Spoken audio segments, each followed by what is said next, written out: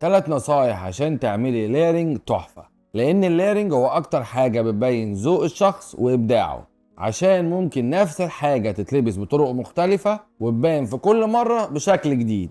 أول وأهم نصيحة إنك تختاري برايمري بيس صح، ودي عادة بتكون الستيتمنت بيس زي السلاسل والكليهات اللي هنبني عليها باقي الليرنج وهتحدد الشكل النهائي بتاعك. تاني نصيحة هي اختيار البيسز اللي هتكمل الليرنج، والخطوة دي مهمة جدا عشان لازم تختاري بيسز ما تغطيش على القطعة الأساسية وفي نفس الوقت تليق عليها وتنطقها. تالت نصيحة هي الميكس اند ماتش، ودي أكتر خطوة ذوقك الشخصي بيبان فيها وبتفرق من شخص للتاني، عشان هنا بنبدأ نميكس أنواع مختلفة من المجوهرات زي الذهب مع الألماس مثلا، وممكن كمان نضيف تاتش من الألوان، سواء حاجة فيها مينا ملونة او حتى الفصوص نفسها هي اللي ملونه، او لون الذهب ذات نفسه نغيره سواء الى الابيض او الروز جولد.